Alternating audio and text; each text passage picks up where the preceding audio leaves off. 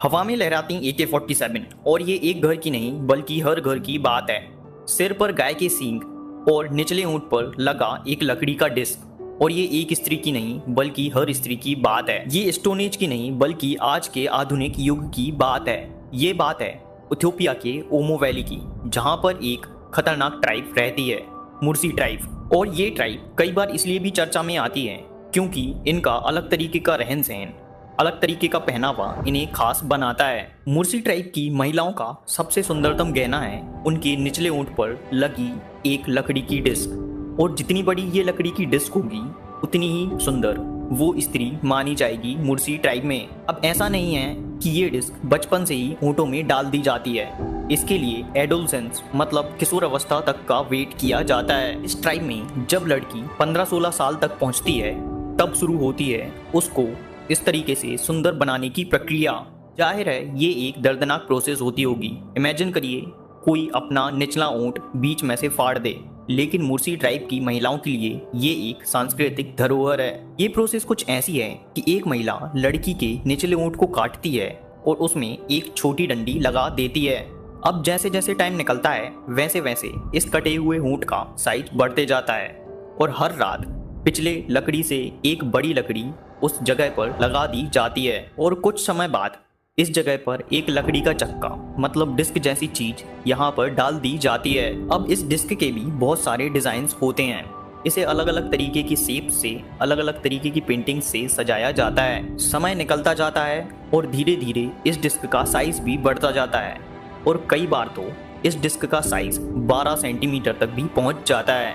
मुर्सी tribe में ये disc साहस और दृढ़ता का प्रतीक माना जाता है। और मुर्सी ट्राइब में उन स्त्रियों को आलसी माना जाता है जो इस तरीके का चक्का मतलब डिस्क अपने निचले ऊंट पर नहीं लगाती हैं। मुर्सी ट्राइब में ऐसा माना जाता है कि किसी लड़की के निचले ऊंट पर जितना बड़ा चक्का होगा वो परिवार उतना ही ज्यादा प्रतिष्ठित माना जाएगा। और सिर्फ यहाँ तक ही नहीं, जब लड़की की शादी होगी तो लड़की के पिता को मिलने वाले दहेज की मात्रा भी इसी चक्की के साइज पर डिपेंड करेगी। जितना बड़ा चक्का होगा उतना ही ज्यादा दहेज मतलब कैटल्स दहेज में मिलेंगे। मुर्सी ट्राइब में दहेज कैटल्स मतलब मवेशियों में दिया जाता है। मतलब जितना बड़ा चक्का होगा उतने ज्यादा कैटल्स मतलब मवेशी लड़की के पिता को मिलेंगे। और इस दहेज को मुर्सी ट्राइब में बधू धन भी कहा जाता है। और मुर्सी ट्राइब में एक और प्रथा है कि मुर्सी ट्राइब के लोग अपने शरीर में अलग अलग तरीके की पेंटिंग्स बनाते हैं, अलग अलग तरीके के कलर्स करते हैं। उनका ये मानना है कि इस तरीके की पेंटिंग्स बनाने से बुरी आत्माएं उनसे दूर रहती हैं। और मुर्सी ट्राइब में शादी को लेकर भी एक अलग तरीके की प्रथा है। यहाँ पर शादी करने के लिए दो पुरुषों के बीच लड़ाई होती है और ये लड़ाई एक स्पेशल तरीके के डंडे से होती है जिसको डोंगा कहा जाता है। दो पुरुषों के बीच लड़ाई होती है और जो भी विनर होता है महिलाओं का एक झुंड उसे अपने साथ ले जाता है और फिर वहाँ तय होता है कि इस पुरुष की शादी किस महिला से होगी।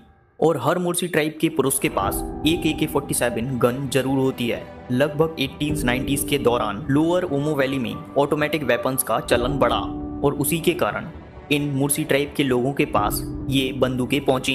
पहले मुर्सी ट्राइब के पुरुष डोंगा लकड़ी लेकर चलते थे, लेकिन अब वो AK-47 लेकर चलते हैं। मुर्सी ट्राइब में किलिंग्स को एक गर्व की बात माना जाता है और यहाँ के पुरुष अपने कंधे पर उतने ही निशान मतलब मार्क्स बनाते हैं जितने लोगों को उन्होंने मारा है। लेकिन अब मुर्सी ट्राइब के लोग थोड़े मॉडर्न और क्लेवर होते जा रहे हैं क्योंकि जब भी कैमरामैन यहाँ के लोगों की यूनिकनेस कैमरे में कैद करने पहुँचते हैं तो मुर्सी ट्राइब के लोग ऐसे ही फोटो नहीं खिंचाते बल्कि उन कैमरामैन से फोटो खिंचवाने के लिए कुछ पैसे या कुछ कीमती चीज डिमांड करने लगे हैं। पहले मुर्सी ट्राइब के लोग ऐसा नहीं करते थे, पहले वो फ्री में फोटो खिंचवा लेते थे। लेकिन अब मुर्सी ट्राइब और दूसरी वर्ल्ड की ट्राइबल कम्युनिटीज की तरह डेवलपमेंट का शिकार हो रही हैं। मुर्सी ट्राइब के लोगों को डेवलपमेंट के कारण अपना रियल बर्थ प्लेस, अपना रियल हैबिटेट छोड़ना पड़ रहा है। तो आज की ये बात थी मुर्सी ट्राइब के ऊपर। और फ्रेंड्स, यदि आपको ऐसी ही और सारी नॉलेजेबल वीडियोस चाहिए तो हमारे इस चैनल को सब्सक्राइब जरूर से कर लेना। Thank you.